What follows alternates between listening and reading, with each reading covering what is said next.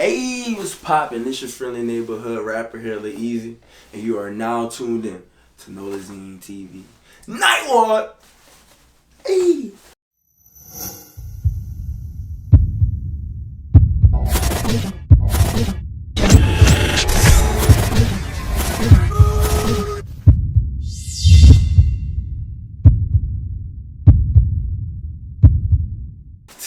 Well, you told everybody where you from. The Night Ward. Yeah. So, what part of the Night Ward? Cross Canal, Lower Night Ward. Be Cross exact. Canal. Yeah, Cross the Canal. Shout out to all my people across Canal. They got but two sides to the Cross Canal. Everybody, you got front of town and back of town. Exact. Oh, okay. I'm talking about upper and lower. But in the street code, they say basically front of town, back of town. Front of town, back of town. Yeah. So are you from in the front or the back of in the Lower Night Ward? So before Katrina, I grew up back of town. Okay. And then when I moved back to New Orleans moved back to the 9 in 2017, I stayed front of town. Okay. So, yeah. So for a person who never been to the Night Ward, yeah. Explain it different, because people don't know, people from the Night Ward kind of treat people from Cross Canal are different. Yeah, I know. Yeah. So basically, it all depends on what side of the bridge you from. And it's weird because it's not really that different, but it is, because the upper is closer to uptown, so it's you don't really have to be around the Night Ward a lot. Lower, coming off the Claiborne or off the St. Clair, wherever you at, you really around mostly your people. You really tuned in to what's going on with the 9 more because you're right there. And for those of y'all don't know, the Night Ward, out of all the wards in New Orleans, we are the biggest ward.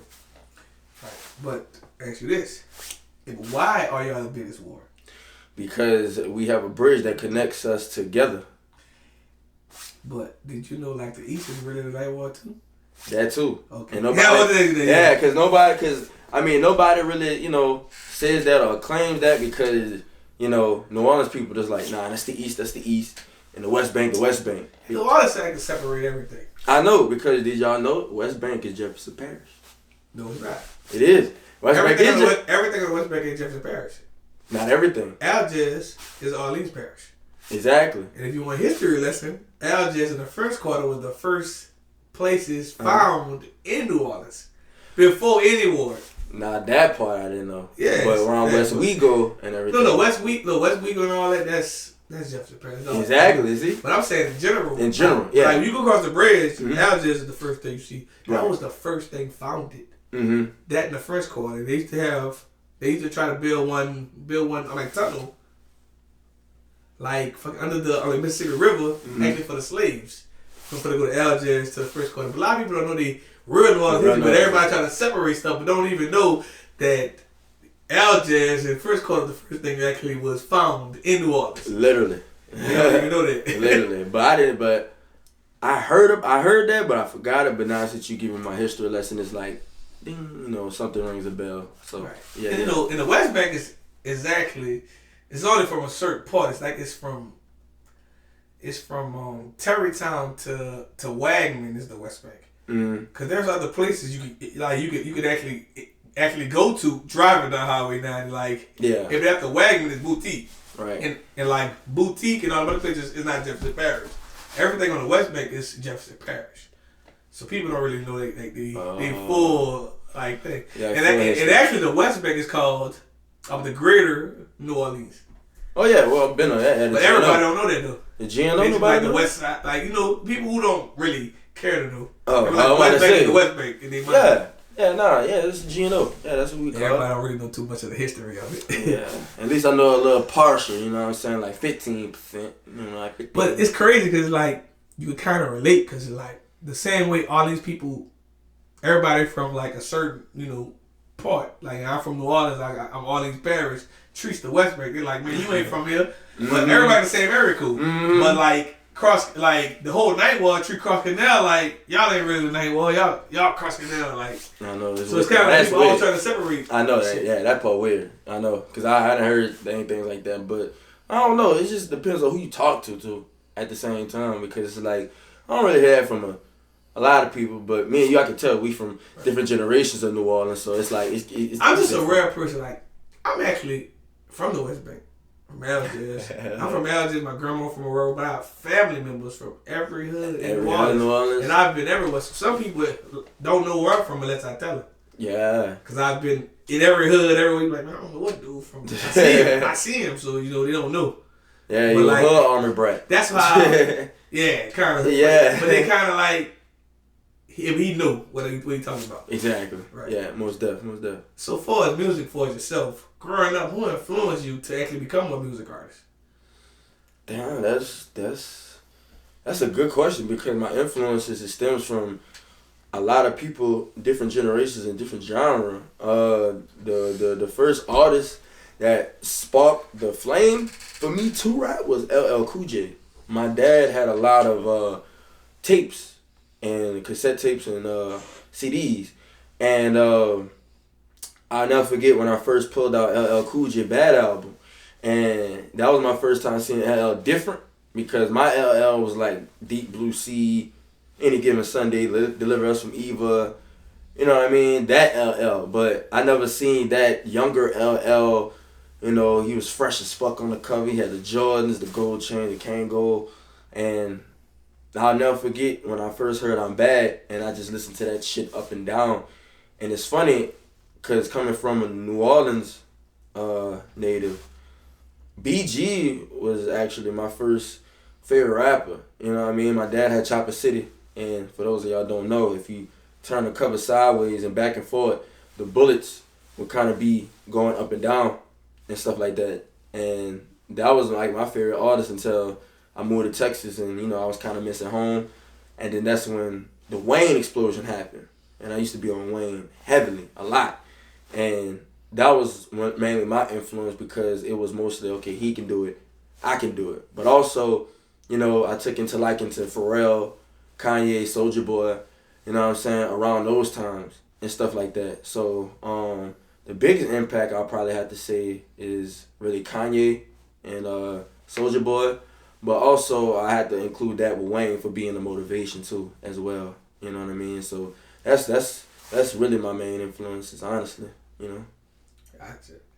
So, how did you actually come up?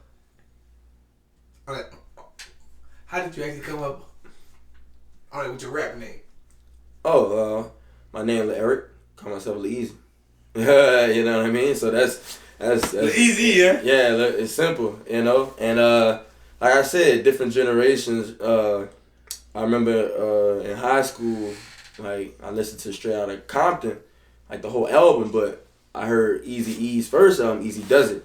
And this when I was in my teenage delinquent years, you know, Menace to Society, stuff like that. You listened to Eazy-E in your teenage years?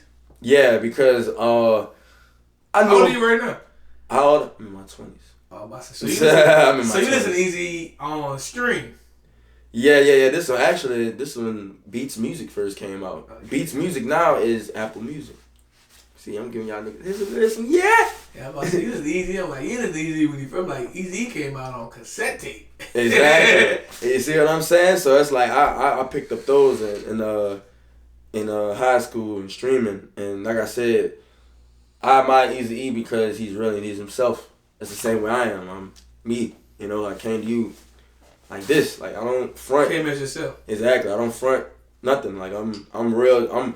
I'm real. Just being myself and not faking anything. You know what I'm saying? Like of course I'm front of 9, but I don't have to be no street nigga, no tough nigga. Stay booted up. Nah. You know.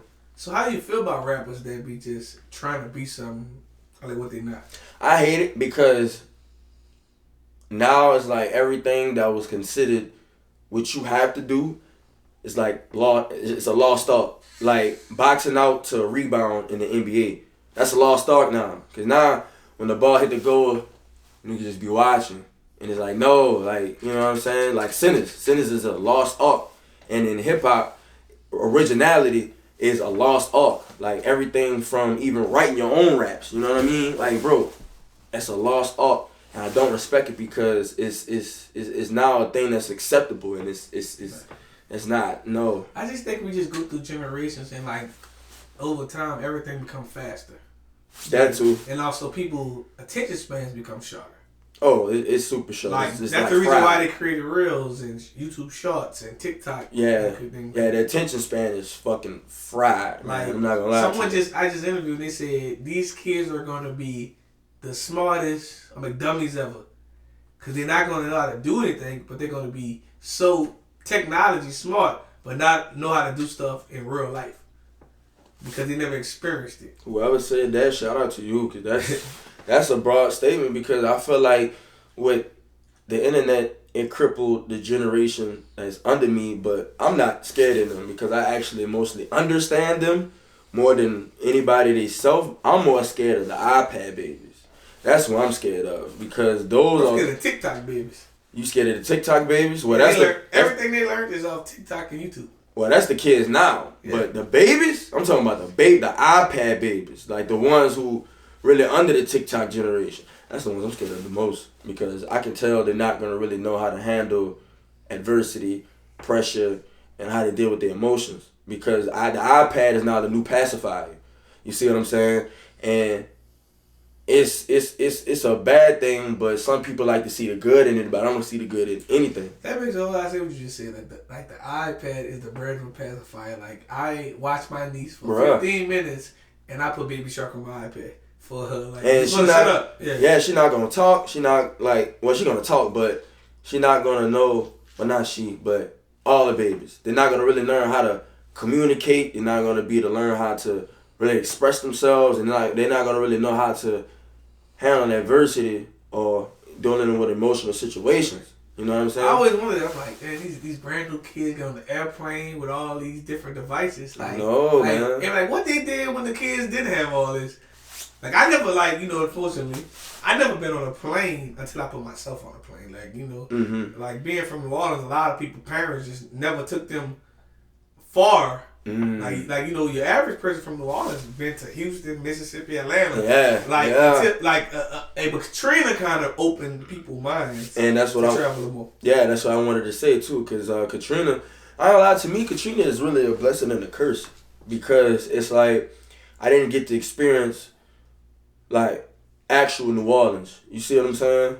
I only really had 10 years with New Orleans. So with that, we always ask ourselves, where will we be if Katrina never came? Like, who will we be? Will we be this person? You know what I mean?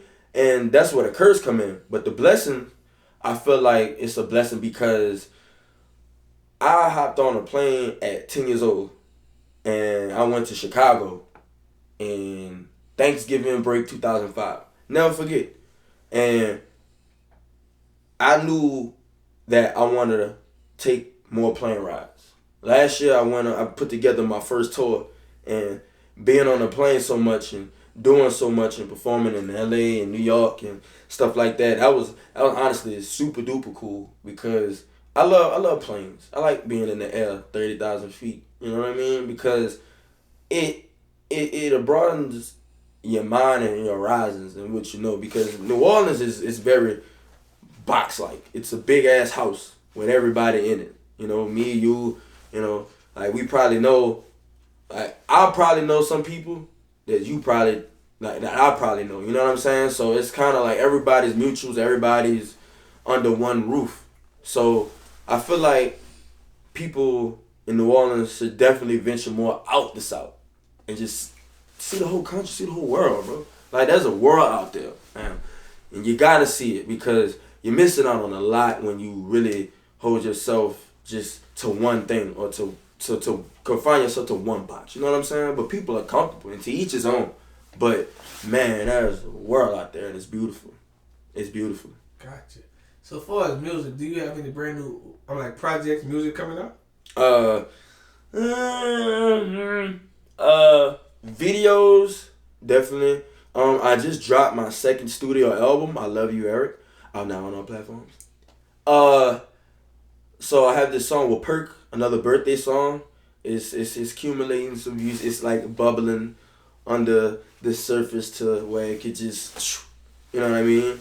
But as far as music goes, right now I'm just trying to push my second studio album. I got my first headliner show coming out at Cafe Instable, Summarize Showdown. May 28th. I'm letting y'all know ahead of time because May 28th, y'all in tune for something great.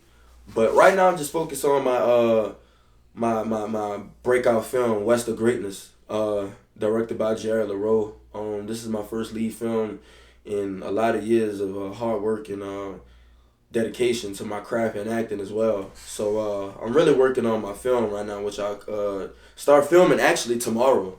So this is a special project to me. This is a great W in my career. I'm happy, I'm blessed, and I just thank God that giving me that energy to never quit. And even when I'm tired, I still put my head in my script. That's a bar, but put my head in my script and just never give up and have the the resilience of a lion. You know what I mean? To keep on and keep at it, and no matter what slaps you in the face, you keep going. So yes, a lot of dope stuff. Yes. So being a music artist, tell us, what separates you, from the other music artists? Doing what others don't want to do. I'll never forget my dad told me when I was a kid, many years ago, you good when you're supposed to do what you're supposed to. You know what I'm saying? That what makes you good. But what makes you great is doing something that others don't want to do. You feel what I'm saying? So, with me being original, actually being creative, writing my raps, thinking about what I'm saying, like putting something with substance, directing and editing my own music videos, drawing storyboards, promotion, being, your own record label, CEO, whatever. Like, I'm a one-man army, and I'm not mad, I'm not bitter about not getting no help because, like I said, I'm here, like, for me, I put this together myself and with the help of you, but at the same time, I just go out, link stuff, giving you something new and something original, you know what I mean? Because the thing about it is, the consumers, they always flock to what's being done now, the trendy shit. You see what I'm saying? I separate myself because I'm not trying to be trendy. I dropped my debut album, Erratic Behavior, in 2020, and people still stream that. That was damn near 3 years ago. You know what I mean? And when I came out with my first music video, Roller Coaster, it was like a short horror film. It was like Thriller.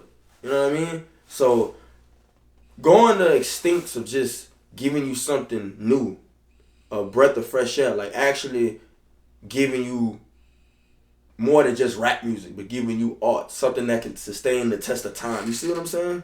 So that's mainly why I feel like I'm very different from my peers, but never to belittle my peers and everybody that's around, because I don't feel like I'm better than anybody, and I don't feel like I don't have a competition because I'm on the lane all by myself. You see what I'm saying? So that's what just keeps me humble too. Just notice that who I am, and it also keeps me in a humble spirit. You see what I'm saying? Gotcha. So being in the music industry for a while now, tell us what you enjoy most about it, and tell us what you actually, hate about it.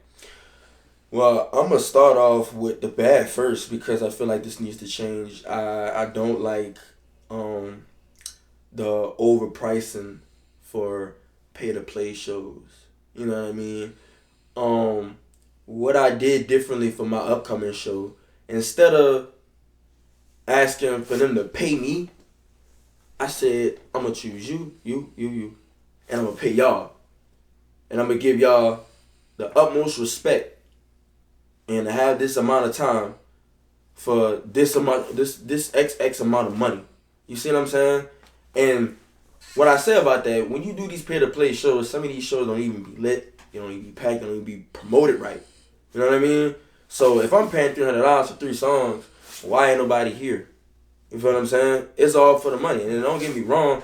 Yeah, everybody got to get paid, of course. But can we pay to something that's actually gonna benefit you? Exactly. We're paying for it. And with my last show, people always asked me to do a show, but I was one of those few people that actually cared for the artist, but they didn't get what my vision. My vision was, they so used to getting burnt by people giving them tickets and you gotta sell or something like that. So basically what I did was, the venue Republic gave it to me for free. So basically, I have a lot of relationships. So I'm like, you know what? I'm gonna do something different. It was shorthand notice.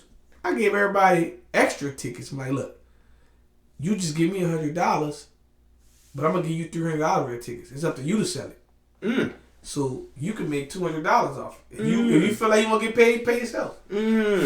But you know, some people just chose to get $100 to get the tickets away. I ain't tripping. That's on you. That's on you. Exactly. You get your money, but it's still so much confusion in this city. So it's like, I think it just got to be somebody that's really focused on helping these artists get these small shows. But a lot of these artists got to learn business. They got to learn business, and that's one thing that I never complain about. I mean, I can sit up here and say I don't like it, but at the same time, I never complain about it because I was still new and fresh doing that. Also, I don't like the small knick-knack stuff that causes beef. And that's more internal problems with artists and themselves. Like, say for instance, man, he got better shoes on than me. Like, I don't like him no more. You know what I mean? It's small knick-knack stuff that could be communicated because I feel like as New Orleans, I feel like we should really all come together as one. But it's small, petty ass shit that always fuck up great bonds. And I learned that myself too. Also, what I don't like is just the consumers always tearing down anything that's not what they perceive or perceive or what they want it to be. You know what I mean? Like, everybody don't really necessarily have to be the hardest nigga out. You know what I mean? Like, people like Fresh Reckless can exist. People like Eazy can exist because New Orleans is not no violent city like the media portrayed and stuff like that. Like, it's good people, there's good genuine people in the city as a whole, bro. Like, everybody not no killer. You're not gonna get your car jacked everywhere you go. You know what I mean? It's not that bad. You know what I mean? And that's what I say about it. But on to the likings, and I had to get the bad stuff out the way. On to the likings of what the stuff I do love, and I can say love. I love how New Orleans is very diverse with artists now.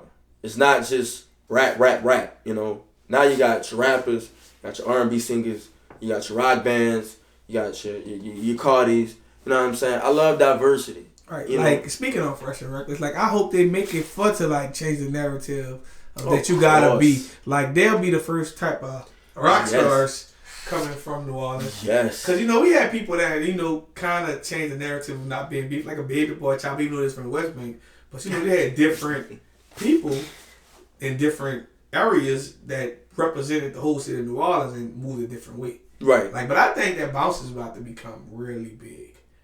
Like, I see it. Like, I'm talking about, like, the global scale. Like, we about to finally get the full credit we deserve. I see it. I'm saying, but we need that rock, too. So I hope Fresh Regulars make it to where they need to be at, too. I see it. Yeah. I definitely. My Blicky. I ain't like when I first heard the song. I love it. I know I'm a beat person. I'm like, the beat grabbed me immediately.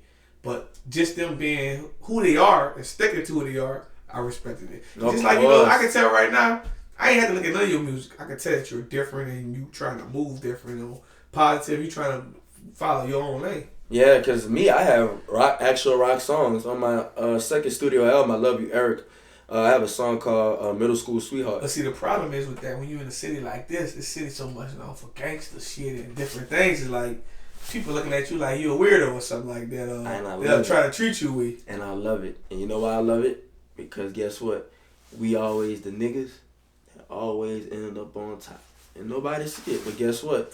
It's gonna get to a point where they're gonna respect it. Some free games. Like, even, you know, I know, but like the West Bank, not just the West Bank, Morero has produced some of the biggest artists that people had known that's on charts right now. Lucky Day. People don't know Lucky Day from Morero. He says New Orleans. Lucky Day was on. Lucky Day. It was actually David Brown on American Idol. Second, Frank Ocean with the Giant Air. People don't even know that. I was about to say that. Everybody don't know that, but like I said, but New Orleans, like how you just say, like, you know, Nightwall don't kind of claim, but they claim you when you on top.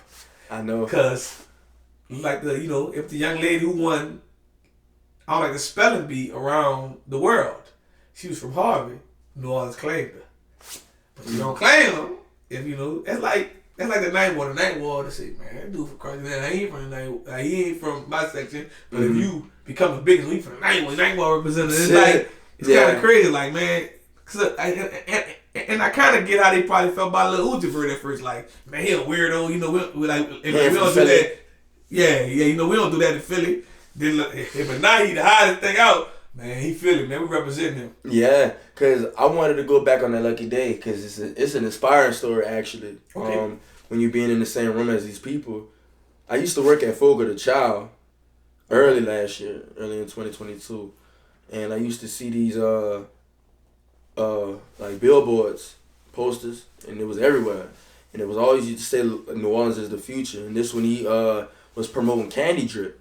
His I think probably like third studio album. However, he dropped that, right? Yeah, he dropped that last year. Okay. Candy Drip. Yeah. He came down here.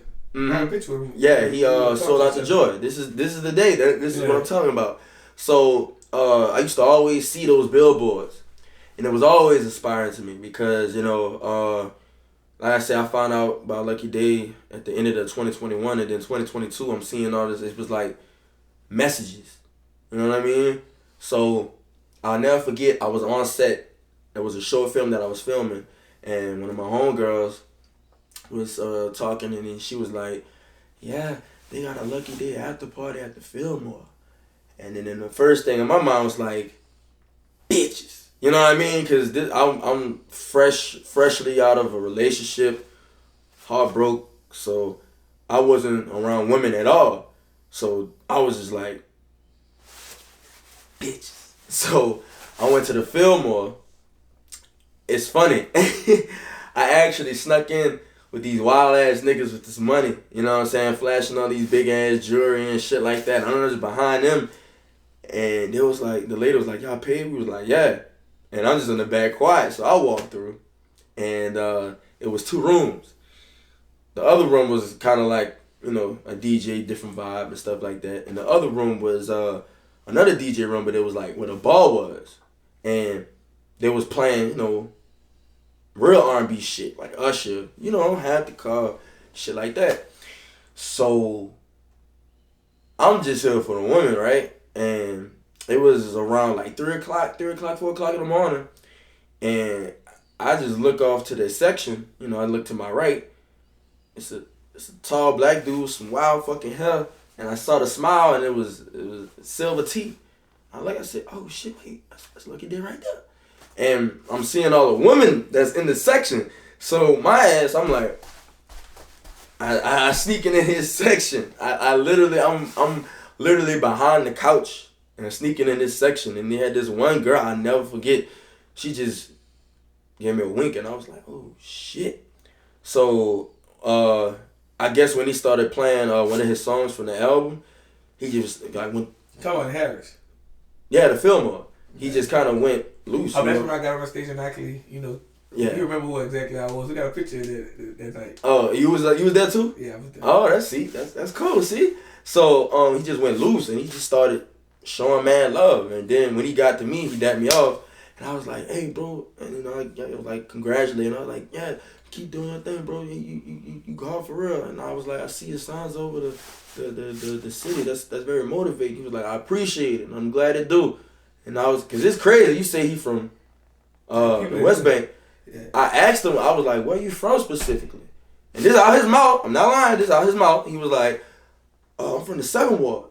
And I said, "Oh, okay." I said, "Okay, cool. That's what's up." Back like so, I don't know where they moved from. Yeah, they moved to the West Bank. So people still kind of claim where they was born and different things. And he was up in age when I met him in the West Bank. He was like 14, 15, so he could have possibly been from the 7th Ward. Right. But me and his brother went to middle school together. Oh, okay. So when I told him, I'm like, "Man, your brother went to school. We used to all play basketball at your house." He was like, "Okay, yeah, I know what you want." So it made sense, like yeah, for sure. But that was a cool day, and the reason why I say that, bro, the next day, this man wins a fucking Grammy.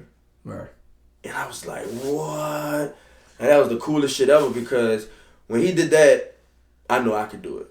You know what I mean? But my road and everything that I experienced is just different. I'm an actor and a rapper. So is different with me. Like, I do both at a excellent level. I mean, not even to brag, braggadociously conceited about myself, but I say the truth. Like, all the evidence is on Instagram, so you can go there and see why I'm a whole lead role in this film that I. So, tell us, what's next for you? So what's next? Like I said, my first headliner concert, May 28th at Cafe Instabul, Samurai Showdown, featuring Wagwapo, Twin Glocks, Nico Mimi, Yana Yaz, and Two Bad Shorty, with other special guests as well. West of Greatness, my breakout lead role film, should be debuting holiday season 23 or